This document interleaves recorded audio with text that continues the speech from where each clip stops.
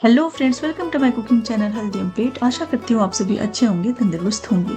आज मैं आपके लिए लेके आई हूँ परतों वाली मठरी की रेसिपी, जो आप सिर्फ 15 से 20 मिनट में बना के तैयार कर सकते हो, वो भी घर में ही पड़े हुए 3 बेसिक इंग्रेडिएंट्स से, जिसे हमारी तरफ खाजा भी बोला जाता है। तो देर किस बात की, चलिए आज का वीडियो स्टार्ट करते हैं। परतों वाली खाजा बनाने के लिए हमें बस 3 इंग्रेडिएंट की जरूरत है, मैदा, घी और चीनी। तो सबसे पहले एक बड़ी से परात में हमें ले लेना मैदा। मैंने यहाँ पे 1 कप मैदा लिया है, उसमें मैंने ऐड किया है 1 टेबलस्पून घी और इसे मैं अच्छे से मसलते हुए मिक्स करना है। इस रेसिपी में ये स्टेप बहुत ही इम्पोर्टेंट है। घी का इवनली डिस्ट्रीब्यूट होना बहुत ही जरूरी है। आप चाहिए तो दोनों हाथों से आप मसल सकते हैं, और जब तक कि आपके हाथों से एक लड्डू सा न बने तब तक आप इसे मिक्स करते रहिए। जैसा कि आप देख पा रहे हैं, मैंने इसे अच्छे से मिक्स कर लिया और एक लड्डू भी बन रहा है।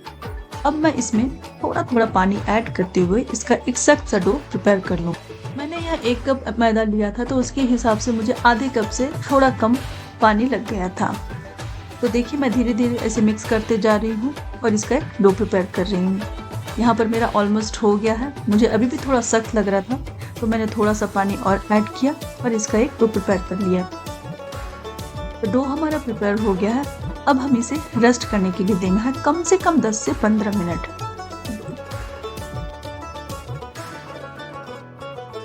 तो जब तक कि हमारा डो रेस्ट हो रहा है, तब तक हम एक साटा इसका प्रिपेयर कर लेते हैं। साटा प्रिपेयर करने के लिए एक बोल में हमें चाहिए 2 टेबलस्पून आटा और 2 टेबलस्पून घी, और इसे डाल के अच्छे से इवनली डिस्ट्रीब्यूट कर लेना है, मिक्स कर लेना है। तो साटा भी हमारा प्रिपेयर हो गया है, इसे हम साइड में रख लेंगे। नेक्स्ट स्टेप में हमें चाशनी प्रिपेयर करनी है। चाशनी प्रिपेयर करने के लिए एक पैन में हम लेंगे 1 कप चीनी, आधा कप पानी और इसे मेल्ट कर लेंगे। थोड़ा सा कलर के लिए मैंने इसमें केसर भी डाला है। अब इसे बॉईल करते हुए हमें इसे 4 से 5 मिनट तक बॉईल करना है, तब तक हमें एक तार वाली चाशनी ना बन जाए। जैसा कि आप देख पा रहे हैं कि थोड़ी सी चिपचिपी और एक तार जैसी बन रही है। तो इस स्टेज पे हम गैस ऑफ कर देंगे और इसे उतार के साइड में रख देंगे। अब हमारा डो भी रेस्ट हुए 10 से 15 मिनट हो गए हैं। इसे हमें वापस से मसलते हुए सॉफ्ट कर लेना है और इसे 4 से 5 इक्वल साइजेस में डिवाइड कर लेना है। अब हमें हर एक पेड़े को लेते हुए रोलिंग पिन की मदद से एक पतली पतली रोटियां बना लेनी है। अगर आपको बनाने में दिक्कत हो रही है, रोलिंग पिन से बेलने में प्रॉब्लम हो रही है, तो आप सूखे आटा का भी इस्तेमाल कर सकते हैं। थोड़ा सा सूखा आटा उस पर स्प्रिंकल कर लें और एक बहुत ही पतली सी रोटी बना लेनी है। तो ऐसे करके हमें सारे पेड़ों की रोटियां बना के प्रिपेयर कर लेना है। जैसा कि आप देख पा रहे हैं, मैंने एक एक करके सारे पेड़ों को बेल के पतली पतली रोटियां बना ली। अब हमें लेयरिंग स्टार्ट करनी है। तो सबसे पहले हमें सबसे पहला वाला रोटी लेना है, उसके ऊपर अच्छे से साटा लगाना, बहुत ज़्यादा भी नहीं लगाना, बहुत कम भी नहीं लगाना है। और उसके ऊपर फिर हमें एक दूसरी रोटी रख देनी है। जैसा कि आप देख पा रहे हैं, जो सबसे नीचे वाली रोटी होती है वो थोड़ी बड़ी होती है, ताकि वो सबको कवर कर सके। इसी तरह से हमें हर एक लेयर पे साटा लगाते हुए लेयरिंग करनी है और एक के ऊपर एक रोटियां रखती जानी है। आप अब कितना लेयर कर सकते हो, आप मिनिमम 3 कीजिए, या 3 से ज़्यादा 4-5 भी कर सकते हैं। आप 7 तक भी जा सकते हैं। जितना आप लेयरिंग करेंगे आपका खाजा उतना अच्छा रहेगा, परतदार अच्छे दिखेगा।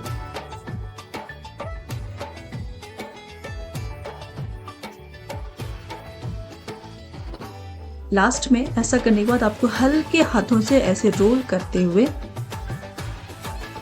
करते जाना है, हाथों से हर तरफ से दबाते हुए। जैसा कि आप देख पा रहे हैं कि मैं पूरे अच्छे से बीच में भी और साइड में भी अच्छे से प्रेस करते हुए रोल कर रही हूँ। और लास्ट वाले एंड में मैं थोड़ा सा पानी लगा दूंगी, ताकि ये अच्छे से सील हो जाए और तलने के टाइम ये कभी भी खुले ना।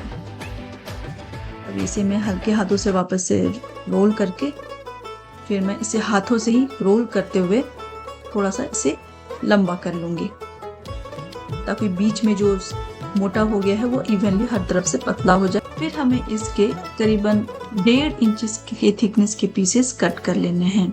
जैसा कि आप देख पा रहे हैं, यहाँ पर मैंने 1.5 इंच के थिकनेस के बराबर मैंने इसके छोटे छोटे पीसेस कट कर लिया है।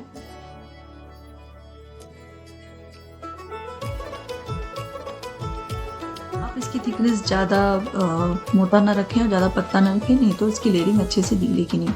अब मैं हर एक पीसेस को लेते हुए थोड़ा सा इसे एलोंगेट कर रही हूँ, क्योंकि कट करने के समय वो एकदम गोल शेप ले लेता है। अब मैं हर एक पीसेस को इस तरीके से रोलिंग पिन से एकदम हल्का प्रेशर डालते हुए ऐसे फ्लैटन कर रही हूँ। जैसा कि आप देख पा रहे हो, इसकी लेयरिंग बहुत अच्छे से दिख रही है और ये जब हम इसको तेल में तलेंगे ये और भी अच्छे से खिल जाएगी और अच्छे से क्लियर दिखेगी इसकी लेयरिंग। तो इसी तरीके से हमें सारे पीसेस को फ्लैटन कर लेना है रोलिंग पिन से। फ्राई करने के लिए हमें लेना है कोई भी रिफाइन ऑयल और इसमें एकदम जब हमारा तेल मीडियम गर्म हो जाए, बहुत ज़्यादा गर्म नहीं चाहिए, बहुत धीमा भी नहीं चाहिए, एकदम मीडियम गर्म चाहिए, थोड़ी थोड़ी बुलबुले आने चाहिए, तब हमें एक एक करके सब इसमें डालते जाना है और 1 से 1.5 मिनट तक हमें ऐसे ही रखना है, टच भी नहीं करना है। उसके बाद जैसे ही ये थोड़ा थोड़ा वाइट होने लगे, इसे हमें स्पैटुला से पलट देना है। उसके बाद ये टूटेगा नहीं, उसके बाद इसे 4 से 5 मिनट तक धीमी आंच पे ही अलटते पलटते हुए एकदम हल्का सा ब्राउन करना है। बहुत ज़्यादा ब्राउन भी नहीं करना है, एकदम हल्का सा ब्राउन करना है।